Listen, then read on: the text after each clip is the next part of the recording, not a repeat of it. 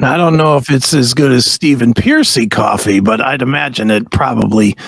I have to test the Stephen Piercy coffee to see, but the coffee brand coffee is fantastic. So I could send you the Stephen Piercy one. You could send me one of those. all right, We could have a taste off. Yeah, we can do that. We can definitely do that. Well, here's a guy that probably knows a thing about coffee too, because he certainly knows everything there is to know about podcasting. It's the one and only. It is Scott Bowling. Scott, how are you, man? Good. What's going on? What's happening, man? It's good. Welcome. Good to talk to you once again, man. And as I've been making very clear, you're like a pro in our amateur world. I'm very amateur at podcasting right now, so I'm like, I got this cheap little mic, so I don't know, man. But your show is not amateur on any level. Your show is, I will say, the most pro of anybody that's doing it. Oh, I appreciate it. It's the people I use, you know. Right. So is that the secret? Is hiring a company to produce it, or what? Yes, dude. It's a lot of pressure too, because I'm like, you guys are doing like this like amazing work. Now I got to step up my game, you know. So it's yeah, but yeah, it's definitely it's a great team I have. It's the guys from Kind Punk. They do documentaries and stuff. I'm too old for this shit. It's a documentary on. I can't think what network it's on, but anyway, they do documentaries and stuff, and so they do a good job. Yeah, they definitely do. They definitely do a good job, man, and I love it. You know, I have been a fan for years at this point now. You know, wow, man, that means a lot. Yeah. Well, Toomey turned me onto it originally, and I think Toomey turned you onto my show originally, like way back when. So Toomey, we'll blame all of this on Toomey. Yeah, but I look up. Yeah, go ahead. Go ahead. No, I was gonna say I look up to Toomey so much. When I first started, he was like one of the first podcasts I listened to. Sure. And so he interviewed Bones from Suck Mojo. Have you ever heard that episode before? I have, yeah. Oh, it's hilarious, right? And so I interviewed Bones shortly afterwards, and I was scared to death just because I thought I was going to get that same treatment as Toomey did. Nice. Well, dude, the difference is you do your show, and for people that don't know, you can look up Scott's show at what is it, Scott Good Company? Is that right? Yes, yeah, that's right. ScottGoodCompany.com. That's right. You can look it up and you can see the show. First of all, you have everybody live with you, or for the very most part, everybody's live with you. And that all by itself is an amazing, as somebody that does this, that is an amazing amount of scheduling and prep and everything that you must put into this to get them to get to you. And, you know, and then you do all this high end graphics where you're handing them the, 5 foot by 5 foot plaque of their albums and stuff. But what's most amazing to me is when I'm saying you're getting guests that are coming in, it's not like you're getting the triangle player from TSO. You know, you're getting Head from Korn or guys from Limp Bizkit or POD or like super legitimate, still very relevant bands.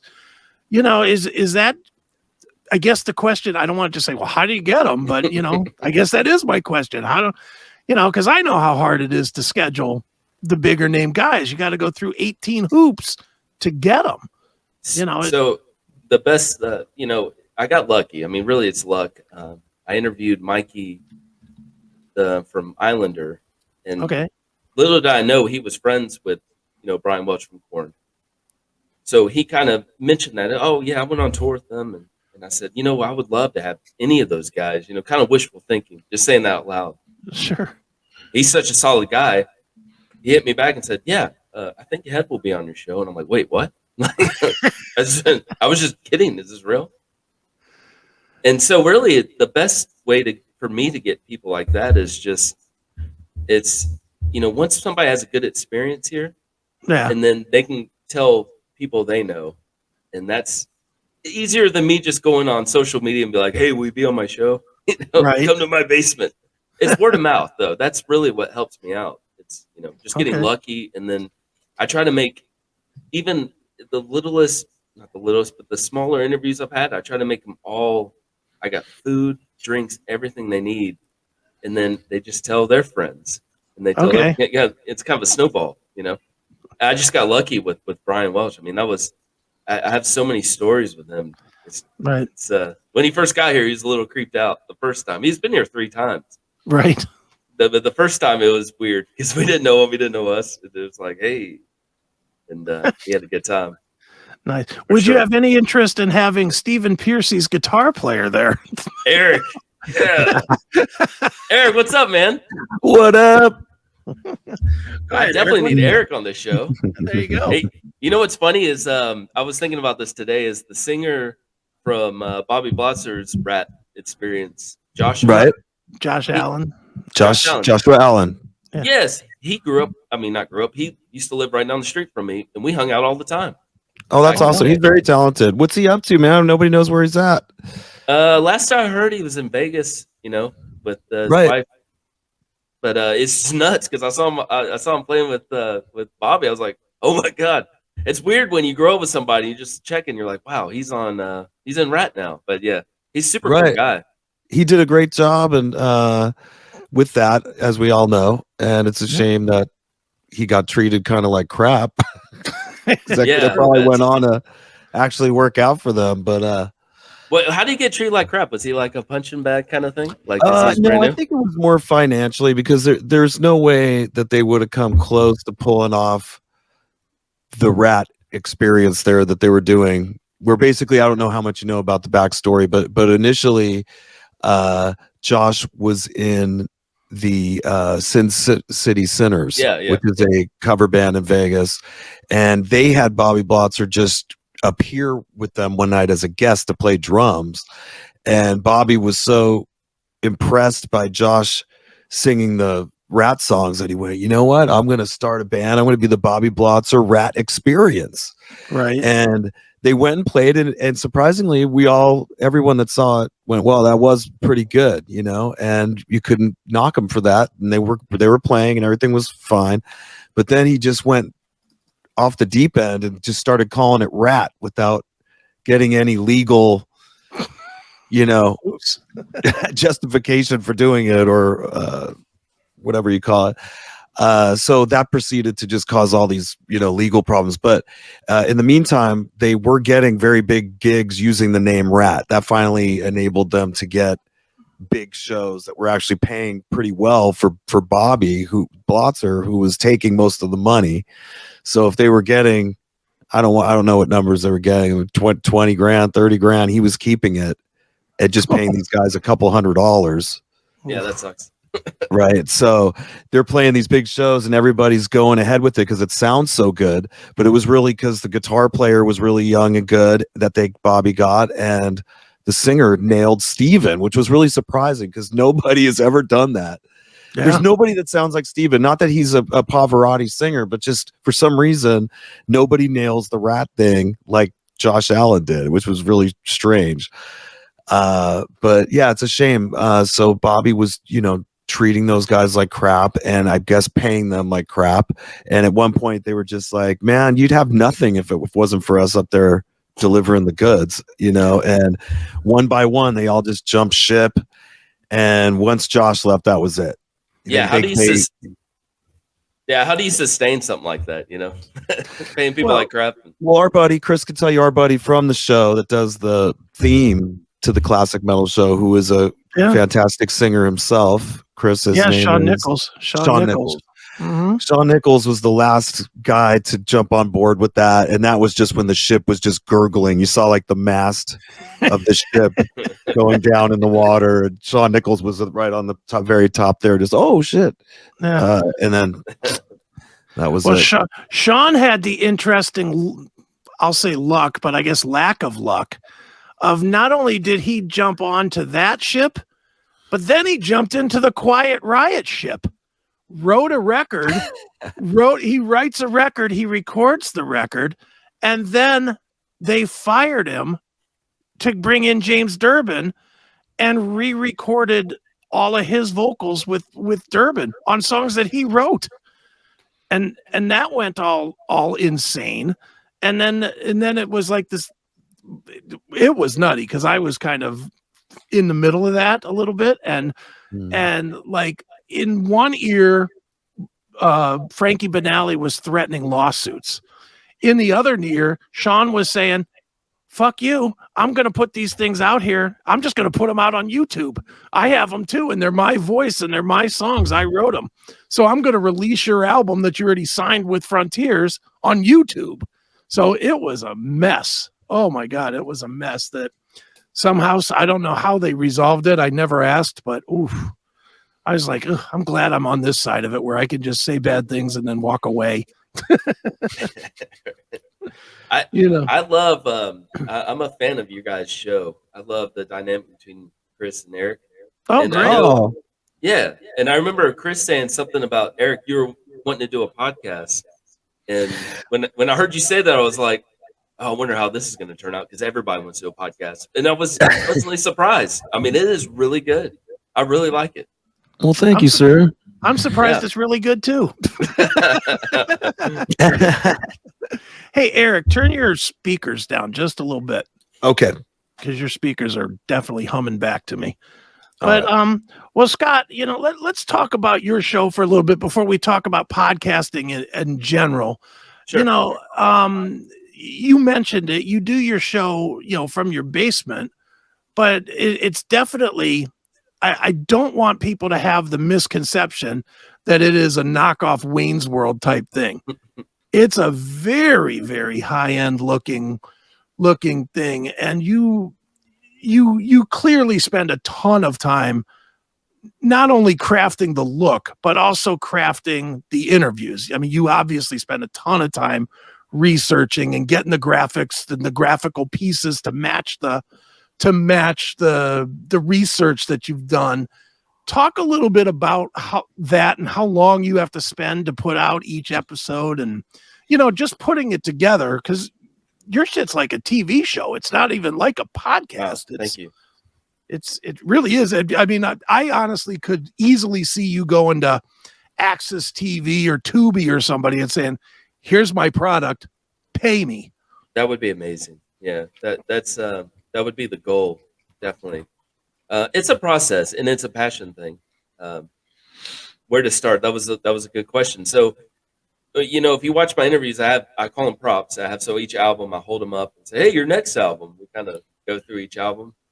That was kind of a crutch at first because I was like, "How am I going to do? I'm going to keep this in the flow." So I had this guy print these large albums out, trying to keep the show different.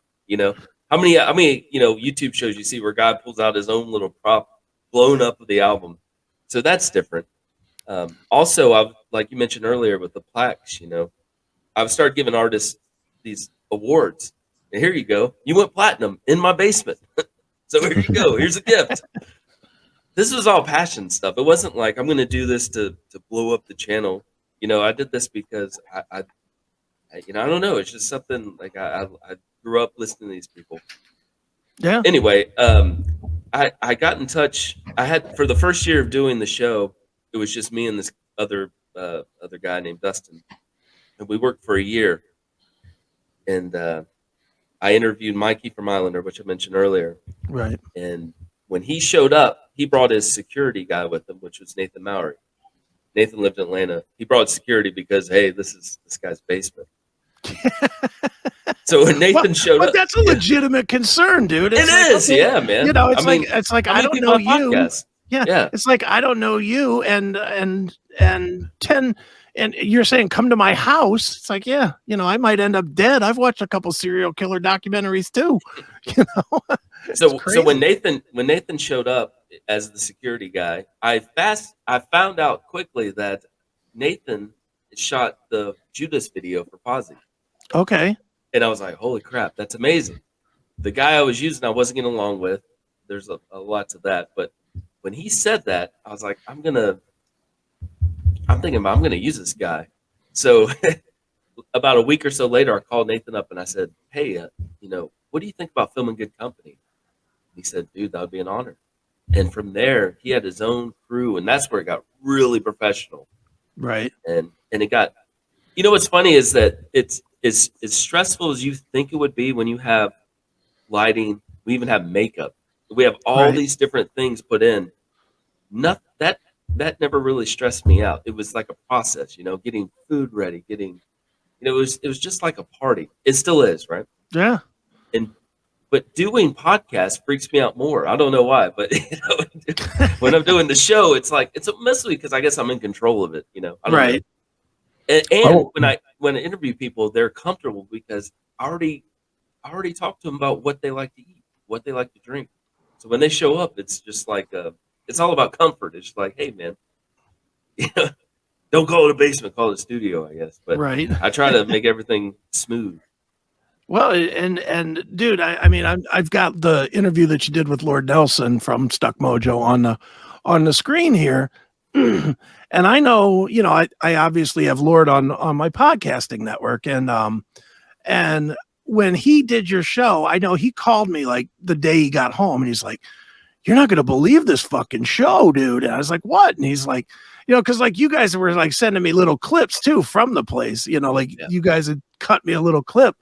But Lord's like, dude, I got there and I had my girl with me and they took me out to the beach and they took me out to the water and to the water. And then, there's all kinds of food. He was like, I wasn't treated this good when I was in Stuck Mojo. He really had nothing but praise for it. And I've heard that from a few people, man, that have all said that doing your show. And I mean, like I said before, and looking at it right now, how can Access TV or one of those not be able to say, look, this is fully packaged. We don't have to spend anything but paying you. It just seems like it might be more stressful for you to have to do it every week or something. No, Chris, you're hitting you're hitting the spots, man, because like right now it's, we've been doing the show for 6 years and it's taking a toll. I mean, this is an expensive hobby, to say the least. So I bet. I'm starting to get pressure pretty hard from the wife, and like, hey, you know what? You're not making much from this, so what's going on? So like having somebody pick it up or something would really be nice. Well, have you like pursued that, or have you like reached out to? Dude, you should reach out. I'm not smart enough. Oh, get the fuck out! I need a manager, Oh hell, here I am. I'll get. I know people at Access TV. I could certainly talk to somebody over there, and I certainly know a couple of people that work for Tubi. Wow, that's cool. But I mean, it's certainly. I mean, I do a ton of podcasts, and I watch as many, and I know you guys do too. There's nobody doing this. There's nobody doing this, and that's not to kiss your ass. No, you can ask Eric what. Well, you can ask Eric what I said before when I was just telling him who was coming on. I said the same thing, that nobody's doing it at this level. Wow. It should be rewarded. And that means the world. That means a lot to me. You're the only person that's really ever told me that. Oh, just like out of here. Come on, really? No, man. I mean, I get praise and everything, but that's that's really cool. It means a lot. Well, dude, let's move forward here a little bit here. Let's talk about just the world of podcasting and delivering the message of these bands and whatever, because ultimately we can give it whatever name we want to give it. Podcast, videocast, show, whatever. But the bottom line is we're all music fans first. That's really what we are. We're just music fans, and we want to promote music, and we want to promote these bands that for the most part, at least on my side, and correct me if anybody feels different, but for the most part, we want to promote the bands that we feel didn't get what they were deserved. Yes. I think we all do that. And it's tough to do. And during the pandemic, everybody and their brother, anybody that could afford a $50 microphone, had a microphone and a camera, and there was a zillion podcasts out there, and there was a zillion bad podcasts out there. And it does seem like it's thinning out a little bit now, thank God, because it was like you're competing for me, and jump in here, Scott, but for me, the hardest thing was I had no worries about my shows being good or not good. I knew they were going to be better than what everybody else was doing because I worked that hard to do that. What I hated was that all of a sudden I'm competing with some guy with 14 listeners and 3 hours in the business for interviews. Yeah, And and you ask great questions, by the way. So it's got to kill thanks. you when you hear these like Oh, crappy interviews. dude, we have literally made a cottage industry on the CMS of bad podcasters, just bringing Yes. bad shows of just, people coming in and being like, okay, so you played with Eddie Van Halen. What's that like? Yes. What do you think it is like? Do you think it That- sucked? You know? That reminds me of the Chris Farley show. You know, where you're like, "Hey, Paul McCartney, do you remember when you were in the Beatles?" That was Yeah. really cool. But that's the kind of dude. We have beaten up so many shows for doing that kind of stuff, and it is frustrating. It's frustrating because I do pride myself on being a good interviewer. It's the only it's the only thing I work at. I don't work very much at watching my mouth or saying things that are kosher or cool with people or whatever. I don't work on any of that stuff. I do listen back to every single interview that I do. You do? And Okay. I absolutely do. And I nitpick them to death. Oh, me too. And God knows, if I say a dumb question, if I ask a what's it like question, it'll haunt me for weeks. It'll literally haunt me. And I will bring it to the CMS so that we can pick on me so that I learn my lesson not to do it again. Because, the goal is, I think people forget the goal. And the goal is not for me to be the star, not for you to be the star.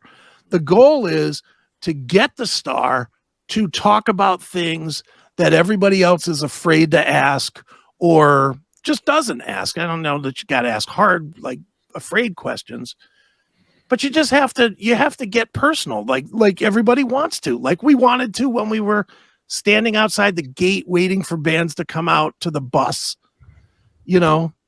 That's my interpretation, and that's what I try to do my shit from.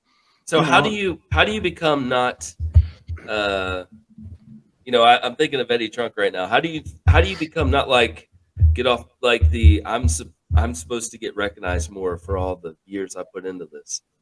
Because you're not like I always listen to you and Neely talk about that, but you're very humble. So I mean that's what people are attracted to. It's not and kind of I'm trying to think of the other guy that interviews really well. I can't think of his name. Metal Injection.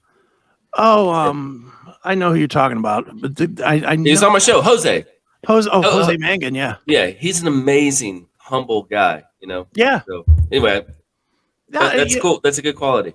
Well, I'll tell you where it comes from. And Jose is the most humble guy in the world. Jose, he doesn't like to promote the things that the companies want him to promote about himself. Like, I know for a fact he hates that he's being called the ambassador of metal or metal ambassador or what. He hates that because he's like, he would be one of those guys that'd be like, no, I'm just a fan. He'd rather be that fan that turns you on to Amon Amarth on an episode of Liquid Metal versus being Jose Mangan, the ambassador of metal. Dude, I had Jose on the show, and Yeah. him and his wife came over, and he had a bag, this big paper bag full of albums that he had signed over the years as a gift. It had like Black Sabbath, had all these albums and shirts and everything, and he was so incredibly humble and just down to earth. It was nuts. Well, he's still a fan, and that's the nicest thing about. I mean, he's a fan that's had some opportunities, and I mean, like buying the limo, the Pantera limo. Yep. He bought the Pantera limo because he's a fan, not because he wanted to remodel it and put it on auction or something. He wants it in his backyard. That's what he wants. Yeah, that's amazing. But as far as staying humble, I haven't done anything to not be humble about. I haven't climbed any mountains yet. So, but B, it's just but you wrote books and stuff, man. Yeah, you did a lot of stuff. I've done a lot of stuff, but what does that mean? It's I didn't do that stuff to get famous. I don't care about being famous. I honestly don't want to be famous. I look at fame as an absolute curse, and you see what it turns people into. You know, you mentioned Eddie Trunk. I'll go to Eddie Trunk as a prime example. I respect 1,000% what Eddie did in the beginning. 1,000,000%. I really do. He's one of the with Metallica and Anthrax, like Megaforce, all that stuff. You know, I mean, he really was an integral player in the game. Absolutely. And he still, when he wants to, does fantastic interviews. And I'll argue that with anybody. All right, I don't know what happened there, but we're back. About then, I don't know what happened either. I have no idea what happened there, but something went goofy. So. I think I know what happened, guys. The cat? My cat knocked the plug out. Damn cat. That's why I'm going to buy you a burlap bag and a brick. Oh, I did not hear that. But no, getting back to what we were saying about Eddie Trunk, I fully respect the guy's talent. I fully respect what he did and everything that he has done. I don't respect that now he needs to be part of it. You know, the biggest reason he was able to do these things was because he understood his place. His place was to be behind the scene a little bit. His place was to let his artist shine. His place was not to be one of the artists. And now he's one of the artists. And, you know, and again, if that's his career path, more power to him. But that's, in our industry, that's a formula for failure, because you're one bad interview away from everybody hating you. True. I love Eddie Trunk too, but the thing is, I listen to him all the time. I'm just going to admit that. But I had Eddie Trunk here at my house, and I had Jose Megan at my house. Those two interviews and the experience behind the cameras, us hanging, the hang time, completely different. Eddie Trunk was very scheduled. Like, when is this going to be over? Is there food there? I got to go back to the airport. Jose, I was like, dude, Jose, you're going to miss your flight. like you got to go right now. Like, it's 5 hours later. Like, we couldn't. I didn't bond as much with Eddie Trunk, and I'm not trying to put him down or anything. He was nice, but it takes a while. The fan aspect was not there, Right. It takes a while to get down with Eddie. You know, it's like I knew Eddie Trunk for 20 years probably. Wow, I didn't know that, man. No, before he acknowledged me. He didn't let me finish. For years, he would come and just walk right past me. For years, and I used to think he was a total prick. But after I was around long enough, then that changed. He was actually started being nice and, coming up to me, asking how I'm doing. One day he was a big White Lion guy. So when Greg was in the band, he wanted me to take a picture of him and Greg. He's all, here's my number. Text me that, and then I had his number and then, from then out, he started being cool. And, and I just saw him in Vegas a few weeks ago, and we were talking about our heart health and blah, blah, blah. But it's taken a long time. That was my point, just to not feel bad and hang in there. And eventually Eddie Trunk will be cool to you. That's a wonderful story. And here's my rebuttal to that wonderful story. Why can't you just be cool with everybody from the first time? And then you don't have, you're not a fucking god here, for God's sakes. I shouldn't need 20 years of proving my jestership before you allow me in the courtyard. I mean, get out of here with that. Be civil, be cool with everybody. Be good. I don't respect that. I look at that and I'm like, I surround myself with people that are cool until they're not people that aren't cool, but I want to be friends with. That's Isn't it a New York thing? It's like a New York thing. They're like, I'm from the East Coast originally, and we're not that way. Yeah. It's taken me a lot of time to humble down, because you get this. I used to have this Jersey freaking attitude, and and I shouldn't have, and it's I'm trying to become more humble in my later years, but maybe it's something to do with that. It's demographics, perhaps geographical. Geographic. No, that makes sense. That's a good point. It could be. I don't know. I mean, here in the Midwest, we're hard as fuck. I know that. I certainly in Cleveland. I mean, Eric, I mean, it ain't just me. People think that when I lived in California for a couple of years, people were just put off by me. They were like, dude, easy, and I'd be like, what? I just ordered a taco, I was just ordering food, and they'd be like, oh, yeah, they were thought that I was pushy and overbearing or whatever. and it just is. I mean, the Midwest and certainly the far East Coast, is definitely edgier or harder or more demanding. But that being said, I don't think I ever had a problem where people were just like, did not want to be around me at all because I treated them as less than me. And right. I think that's kind of Eddie's crutch right now is he literally thinks he sold the records, not Rat, not Bon Jovi, not Kiss, not, he thinks he, by playing these records, made these bands. And we've heard him say that on shows. Well, I got so-and-so back together and I got Twisted Sister. And it's like, dude, stop. And then he gets mad at you when you call him out. Like he did it. Me and him had a little Twitter war because he did the one that he did was he got Dokken talking to Lynch. And we literally had Dokken on our show. We had Don on our show telling us that that wasn't what happened 2 weeks before Eddie announced that it happened on his show. And we were like, dude, totally isn't what happened. Yeah. Oh, and I got the little show trying to get attention off the big show comment. That's what he said? Yeah. And I was like, okay, bro. Except for I have dated tape or I have dated audio. So, you figure it out. But, it's just like, dude, stop, But again, I didn't want to turn this into an Eddie Trunk bashing thing. No. I'm I sorry. Respect the guy, but as an artist, I'm sorry. Yeah. I was going to interject one thing.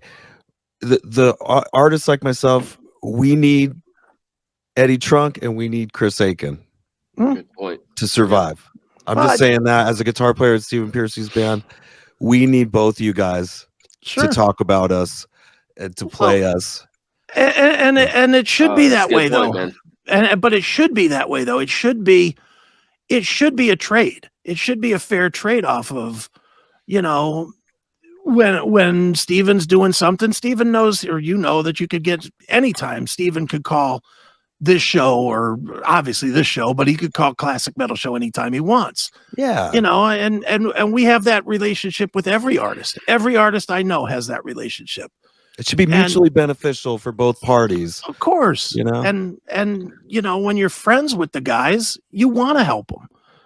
And Scott, this, man. I'm sure you have a bunch of friends now that you would have never imagined in your wildest dreams would have their phone numbers and you'd be texting with them in your phone. It's insane, dude. But what if they're doing something, you want to step up and help them now because they were cool. Yes. And again, I don't want to throw Eddie under the bus, but I'm going to one more time.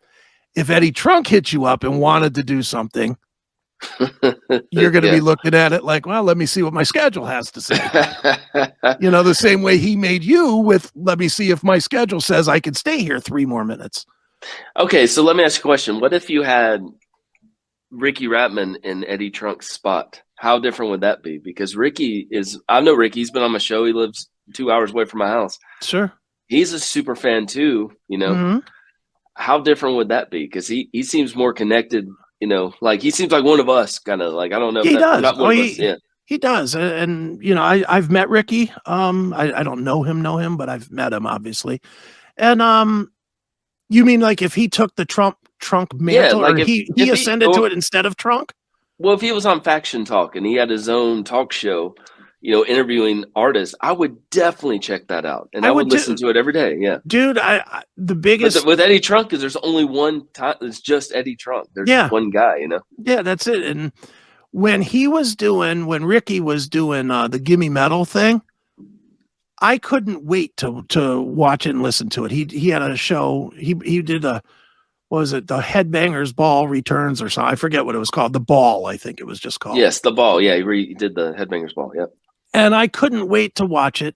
and I watched it, and it was really fun. It was really good. It took me back in time, and they dropped the ball on it. You know, they didn't.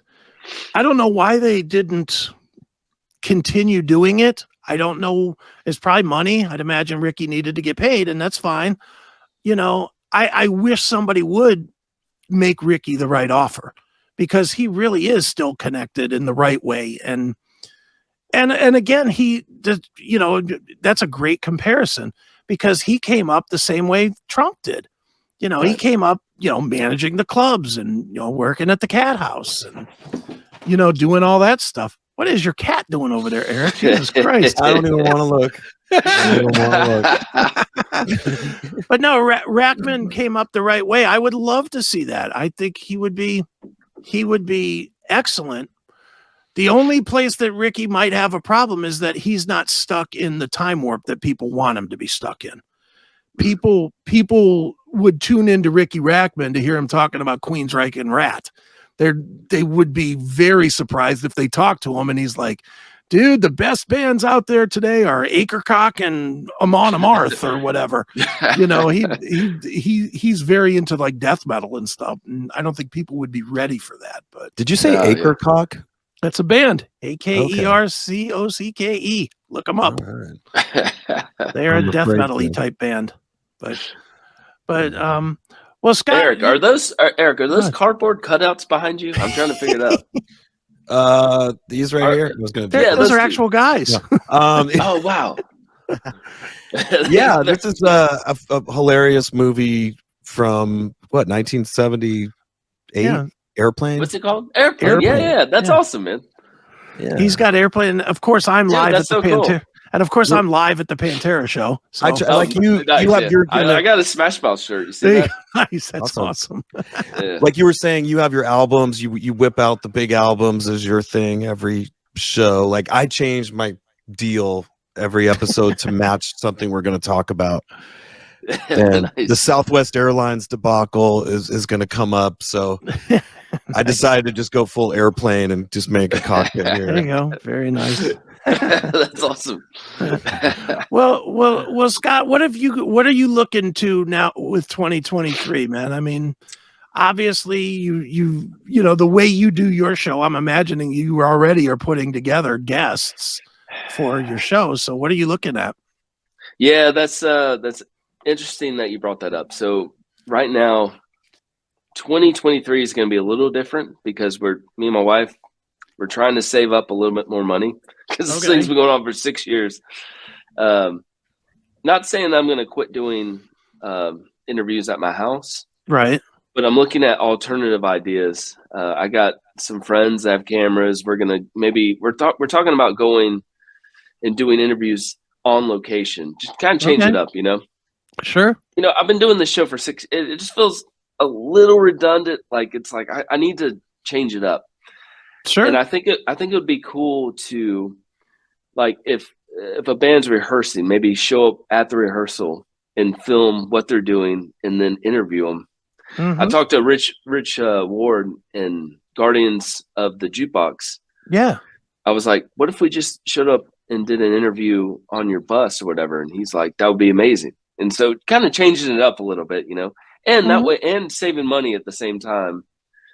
So and you could pepper it with a lot of, you know, dude, as long as you take your iPhone or your phone with you, you know, you can literally pepper it with, you know, video from that night, later that night, especially if you're putting it back together, you know, and that's always more fun where you actually see the artist and you see them performing and then you see them talking about it, you know. Yeah, in their environment. So it's not in my environment, it's in their environment. Yeah. I think it'd be different. And I want to do more podcasting too, like this.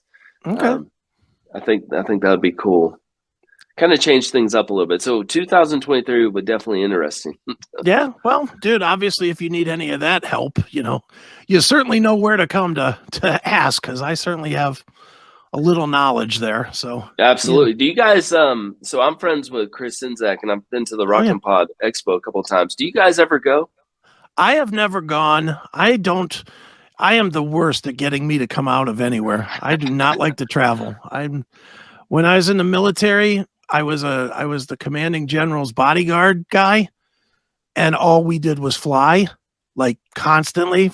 I was in Korea, so I was constantly on a plane. Well, let's go to Australia. Let's go to France. Let's go to Russia. Let's go to Europe.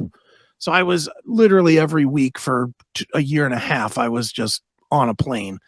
So now you can't drag me on a plane. Same with me. My girl hates that too because she goes like, "We never go anywhere," and I go, "That's all I do is go places." I'm like, I want to enjoy being home for a few weeks. Is that okay? Eric, do you guys live together? You and your girl? Yes, we do. Nice. Is that her cat or your cat? This is my cat, and her name's nice. Kylie, and then my lady Susan has a white cat named Charlie, girl cat, which is very prolific on my social media. Charlie shows up a lot. This cat's like darker complected. She doesn't show up in pictures as well. I don't post quite as many of her, but she does like to jump on the podcast and knock shit over and fuck shit up. Are you not a dog person at all? Just cat? No, I love all animals. I really do. The only reason why I don't have a dog is just because of where we live. Oh, yeah, because okay. he lives in paradise. If there's Where's a that? picture of paradise, that's where he lives. Yeah, we gutted out an airplane. And Yeah, right. amazing. We have these cutouts of Kareem Abdul-Jabbar. Dude, it's I see his stupid Facebook every day, and I just want to vomit because it's literally if you just do like a search for images of awesome beach sunset, it might as well be shot from Eric's house. Yeah, that sucks. It just sucks. I hate it. I hate Yeah, you, for you, Eric. Chris, it's like negative temperatures, right? Yeah, Especially at Christmas. Right. Yeah, Christmas was brutal. It was negative like 10 with the wind chill of negative 34. It was Do you have brutal. pipes that just burst? You know, like I've never had that, but I'm a veteran now to where like the rooms that don't have as much heat, I literally have little portable heaters that sit right next to the pipes, and I turn them on when it gets cold. Yeah. Oh, there you go. And plus, I always keep the little hot water dripping, and when it's really, really cold, just to keep hot water going through the pipes. And Chris tips. yeah, there Chris you go. tips. These are my house hunting tips. You know? But yeah, look, Chris tips. I'll tell you why there's Chris tips, because Chris doesn't have the money to go and spend $10,000 to repipe his house. So especially when I can turn on a faucet and let it drip, let it drip a nickel's worth of hot water down the drain and keep it from freezing. So I've definitely learned, but yeah, it's nice where you are though, isn't it, man? Me? No, Yeah. it's actually, yes, it's actually gone in the 50s, but it was 7 degrees around Christmas time. So it's like, that's the coldest it's ever been here. But yeah, You're right. It's actually in the 50s now, which is better than your minus temperature. Oh yeah. Look at this guy, surfer fan. Chris Akin presents home contracting. Very nice. I bummed everybody out because on Christmas Day I posted a picture. I think it was like 75 degrees here in Oceanside, where I live, California, and my patio is right on the strand, like on the beach. So I just like kicked up my feet, and I had my Christmas socks on. I'm in my like boxers, and I'm just like got my feet up there, sending everybody warm Christmas vibes from Oside. And I'm just like, everybody else is freezing. There's people dying in their cars in Buffalo, and I'm just Dude, like, you should have your airplane guys in the background everywhere you go, like by the beach with you. It may be too much work, but that'd be a cool theme, It would. I think we're gonna leave all the big cutouts to you, Scott. Yeah, really. Look, believe me, I'm looking at your room right there right now, Scott. I'm like looking at that Metallica machine. I'm like, Is that, Yeah, your, thanks, that is your room right there? Yeah, that's my basement right there. I love it, Yeah. man. Hey, thanks, man. Is that the LE or is that the standard edition? Or do you know? You are a pinball guy. Yes, I own a know pin. you, I man. own the 5th largest pinball arcade in the country. Scott didn't Dude, know that. I knew that, man. I kind of forgot about that, but Yeah. it's there's one thing, Chris. Listen to this. Yeah. When the ball always gets stuck in one freaking corner all the time, and you have to tilt it a little, and then it rolls down. I'm like, how do you fix this? Well, you What's can a tilt? Well, here we go now with Chris with some more Chris tips. Chris tips on pinball. Tips. Chris, With just Chris the tips tip. on pinball. What you do is there's that rack that the ball comes up on, the little metal 2-prong rack thing that the ball slides down. Yeah. Take the glass off, bend the inside one just a hair, just a little tiny bit, and that'll dent it enough that the ball will slide automatically. That's amazing. See, that's a Chris tip right there. There's a Chris tip. That should be your promotional, like me asking you that question. There we go. That's going to be my new TikTok, Chris tips. I would have overthought it with magnets and I know, man. I was like, look at him Astroglide and spray it on. Like, what do I have around here? Some Astroglide. Let me just tell you, when you're trying to keep 400 of them running at the same time, you learn every trick in the trade book. How many employees do you have with 400 games or 400 pinballs? We have 1, 2, 3, 4. Just 4. Just 4 employees. Yeah, just 4 and me. Okay, last question here. What's your favorite band pinball machine? But band wise, like Aerosmith. Band wise, do you have a favorite band? Probably Iron Maiden. Probably Iron Maiden. The Iron Maiden machine is great. I like the sound on the Led Zeppelin the best. The Led Zeppelin pinball machine the best. But it's a really crummy game. It's not. Is it the retro? Like, is this old? How old are these games? The Led Zeppelin's a fairly new one, but it plays all the old music, which is great. But it's just a big empty play field. It sucks. It's like I'll be honest, I don't love the Metallica one too much because it's just great music. The music part of it is great, but it doesn't play really.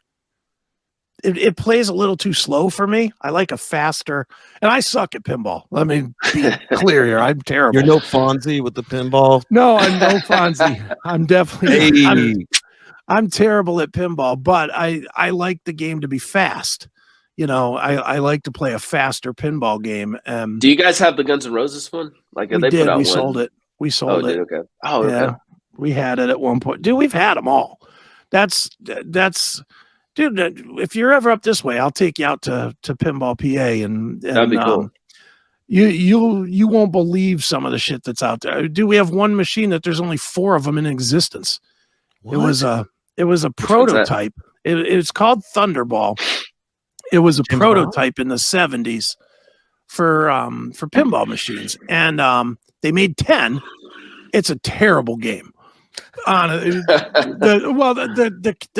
hook to this that they thought was going to be amazing, and it was terrible, was that instead of having a plunger that you shoot the ball up and then it pings around for a while, you push a little button and it drops the ball right onto your flippers. Like, it comes up right to the flippers. So half the time when people were playing it in the prototype phase, they didn't know what was happening. They pushed the button, the ball fell right down the drain, and they were like, people are not going to pay money to play this, if they're losing, their first quarter by not getting it to play right. So they didn't make it. They decided not to make it. So there was only 10 that were out there. There's only 4 that are known that are still in existence. And ours is the only one that's in a public place that you can actually put your hands on it and play. Oh, that's so cool. Yeah. It's pretty sweet. It's sweet to have. And we get a lot of people that come out to see it, but then when they see it, then they play it and they're like, this sucks. Chris, do you have a collector's that one? Oh, I'm sorry, Eric. I didn't mean to interrupt you. No, you can go ahead. No, I was going to say that. What's the TV show that used your place, Chris? Mindhunter. So Mindhunter shot episodes of the show. Not in my place. What Mindhunter did, and boy, you want to talk about a nice profit. Mindhunter came in and they were shooting in Pittsburgh. They shot the scenes, or some scenes, in Pittsburgh. And they came in, and the time period that they were shooting Mindhunter was 1981. So they came in and they went through our whole collection and they picked out like 30 machines that all fit the timeline for the scene. And they rented the machines from us. They rented 30 machines for $1,000 each. So they gave us 30 grand. And so they took the machines for a month. And again, they wrote us a nice fat $30,000 check, and we were stoked. We're like, yes, this is great. So fast forward, we get the movie comes out, or the Mindhunter comes out. our games are in 14 seconds of the show. Oh, So they paid $30,000 for 14 seconds of our machines. And I was like, okay. And nobody ever complained once. And we've had conversations with that production company. They're going to use us again, probably in either 13 or 14. Yeah, you think Stranger Things or something would want to do something like that, right? Well, it's, you know what, man? It just comes down to having the originals.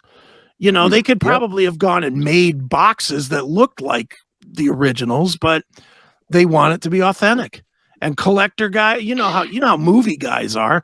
Movie guy sees anything wrong, they'll be like, wait a minute, this is supposed to be June of 81, and that machine came out in August of 81. And speaking of which, historically, was it the 1950s that the first pinball machines came out or became popular? Somewhere in there, yeah. And they were all you legal. Figure any movies coming out 50s, 60s, 70s, 80s that they want to be nostalgic. That's a pretty big 40-year period worth of movies that could be coming to you for. You know, and we're there. We're certainly willing to help them. Yep. But yeah, do you let people play the games that you're going to sell, or do you put those separate? Well, we don't really sell. We're more of an arcade. We're definitely more of an arcade. I mean, my partner Ed, he has a side business that he sells some machines, but you know, we don't put them on the floor to sell them. I mean, we want to be an arcade. We don't want to be a. Do you buy them? Do you buy them from people? I've bought them. I've bought plenty, and boy, that's, as Scott, who's sitting there with a Metallica in his room, will tell you, that's not cheap. Oh God, I got a good story about that. Yeah, it's that was a late night buy, by the way, and I didn't tell the wife. Oh, and they put that thing on a pallet, 18-wheeler, like lowering it down, and my wife's like, I'm trying to take it off the pallet around the house without her finding out in the dead of summer. I mean, it's ridiculous. Did you buy it new or from somebody? It was brand new, but I'm trying to remember who it was from, but it was nuts. Oh boy, your wife must have been furious. Yeah, she didn't know for a while. Like I rolled it around the house, and I'm just dripping with sweat, and trying to get in the house. I know this. Yeah. Those machines new, any machine new, that is not the kind of thing that the wife is like, okay, that's a little expensive. That's the kind of thing that any wife is going to be like, what the hell are you doing? Well, this is when I took care of the finances. So it was a little different. I couldn't do that now. Like now it's changed. Yeah, now she'd look at why. Yeah. Now she'd look at it, she'd be like, $9,000. What are you doing? You know? She's like, why do we have any money? I'm like, I have no clue. You know, I don't know, but this pinball machine rules. Yeah, it does. Yeah, that's I got that crash course with we bought the for Pinball PA, we bought the Iron Maiden, the limited edition Iron Maiden. So, you know, we bought the Very one cool. that they just didn't produce a ton of, and it was $12,000. And I just was like, wow. Is it because they use it to make money that they got a tax on it up front? It couldn't possibly cost $12,000. No, it don't cost that much to make them. But you know, yeah. Why are they so expensive? That's because you're going to make money on it, probably. Well, and coins in it, and because there's not a lot of people making them. That's really what it comes down to. You've got Stern. Them? No, I haven't. It's not. Look, I have enough trouble keeping the business that I have with pinball alive. I'm not considering building machines. But and you know, there's reasons that they cost as much. Like Metallica, first thing you got to look at on that, there's licensing upon licensing upon licensing on that. That side green that you're looking there, that's one logo license.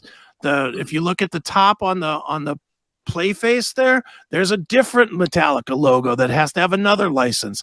Then there's the imaging of the guys that's on the machine that has to have another license.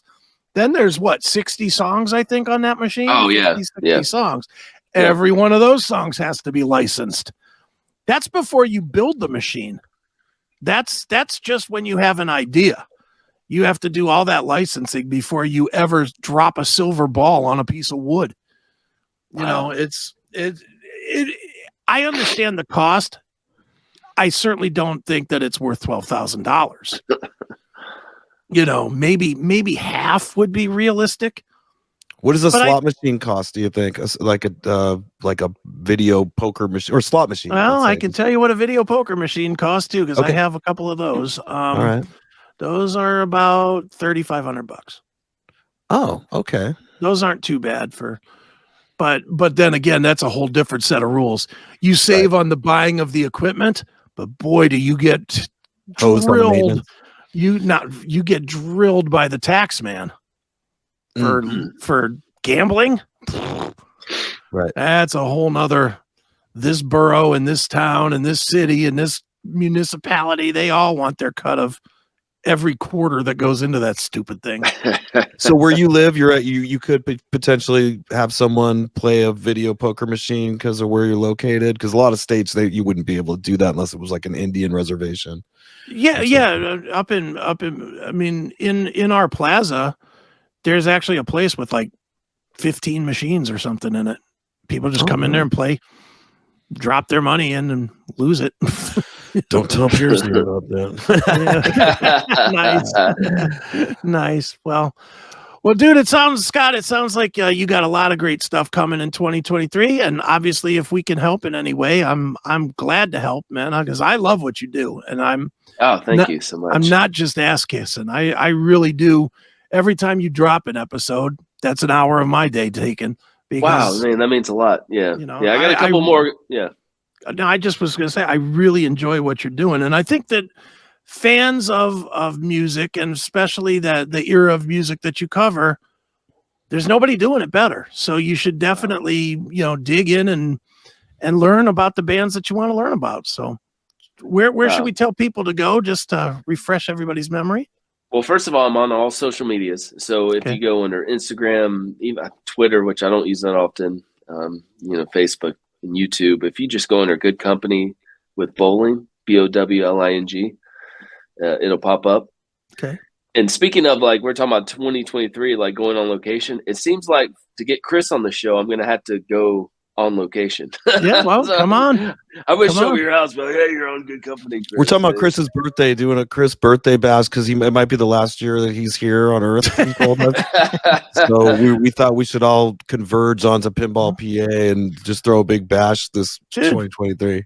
You should get Stephen Piercy to sing him happy birthday. That would be amazing. Yeah. Stephen would probably do it. Yeah.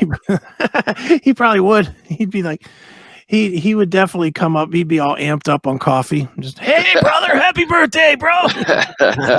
It's October, did you say? I forgot when you said your birthday. My birthday's in October, but mine is too, man. When's your birthday? 27. Nice. No. Libras. We're Libras. But thanks for having me on your show, man. This is really cool. Definitely fun, man. And, Eric's the man. And no, Scott's the man here with the Good Company for Good Company with Scott Bowling. It is out there. You should definitely check it out.